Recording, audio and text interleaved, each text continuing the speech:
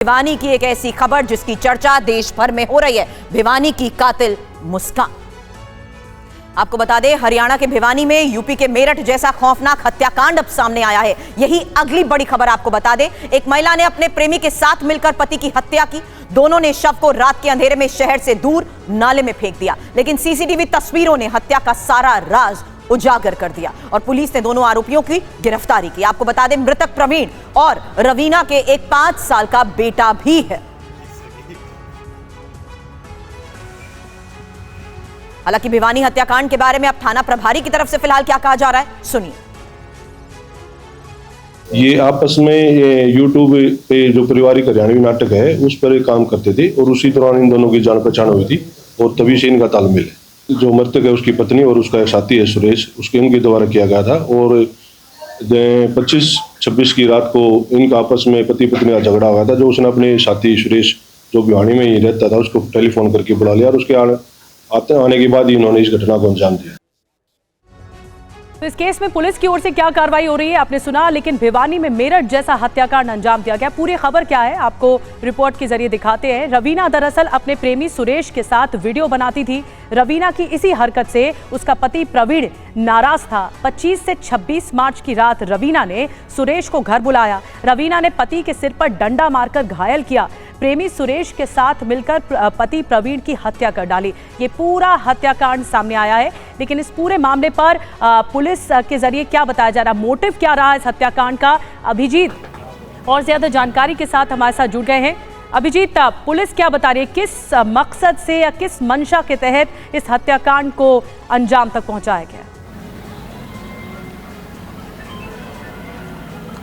देखिए, शुरुआत में मामला पारिवारिक अनबन का था, लेकिन पुलिस इस थ्योरी से भी इनकार नहीं कर रही है कि रवीना ने प्रवीण के हत्या की साजिश पहले ही रच ली थी। दोनों के बीच में संबंध अच्छे नहीं थे और यही वजह है कि वो घर से ज़्यादातर बाहर ही रहती थी। 25 मार्च को वह घर पे मौजूद थी और क्यों मौजूद थी, परिवार ने बड़े खुलासे किए। परिवार के सदस्यों का कहना है कि रवीना ने इस बात की जानकारी पहले से ले ली थी कि घर में 25 मार्च के दिन कोई सदस्य मौजूद नहीं रहने वाला है। ससुर काम से बाहर गए हुए हैं, देवर पंचकुला में है और एकमात्र सदस्य जो घर में मौजूद थी वो थी रवीना के देवर की पत्नी, जो कि ग्राउंड फ्लोर पर रहती है और रवीना और प्रवीण मकान के फर्स्ट फ्लोर पर रहते थे। और उसी दिन हत्या के दिन को जो है वो डिसाइड किया गया और उसके बाद देर रात सुरेश को पहले कॉल करके बुलाया और उसके बाद दोनों ने मिलकर हत्या की घटना को अंजाम दिया। इस तरह की सनसनीखेज जानकारी जो है वो अब सामने आ रही है। तो पुलिस इस थ्योरी से इनकार नहीं कर रही कि हत्या की साजिश जो है वो पहले ही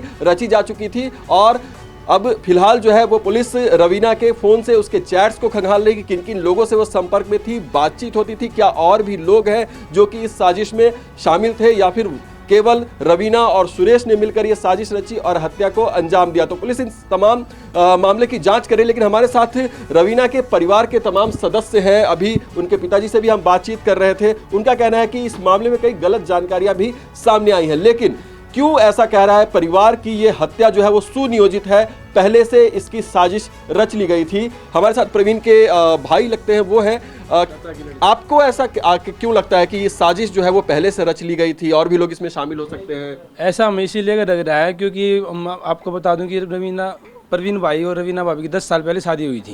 शादी होने के बाद उन्होंने यूट्यूब पे और इंस्टाग्राम पे वीडियो बनाना शुरू कर दिया, जिससे भैया प्रवीण को इस चीज़ का एतराज़ था कि आप यूट्यूब पे वीडियो बना रहे हैं या इंस्टाग्राम पे बना रहे हैं। घर पे बना रहे तब तक तो कोई दिक्कत नहीं थी, भाई घर पे बना रहे हैं, भाई वो गाड़ी पे रहते थे बाहर, तो भी दिन में मनोरंजन या टाइम पास के लिए बना लो, उसके लिए कोई परेशानी नहीं थी।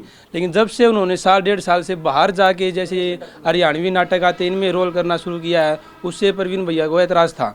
और जो भी मतलब बाहर जाके नाटक में जो बताया जा रहा है, सुरेश वहाँ पे उनका संपर्क हुआ था, वो संपर्क ज़्यादा गहरा होता चला गया और फिर ये अनबन रहती थी भैया प्रवीण की और उनकी। बिल्कुल अभिजीत, प्रेमी के साथ मिलकर पति को मौत के घाट उतारा गया और लगातार इस तरह के मामले सामने आ रहे हैं। भिवानी में भी कुछ ऐसा मामला सामने आया जिसकी डिटेल आप जानकारी दे रहे थे। बहुत बहुत शुक्रिया आपका अभिजीत जानकारी देने के लिए। मृतक प्रवीण के पिता ने TV9 भारतवर्ष से बातचीत में फिलहाल क्या कहा है, सुनिए। इस घटना के बारे में आपको भी जानकारी मिली? नहीं, हमने बाद में पता लगा। ईशान मेरी दुकान में सुबह 7 बजे चला जाऊँ, रात 9 बजे आऊँ। प्रवीण क्या काम करते थे? पहले गाड़ी गुड्डी चलाता था,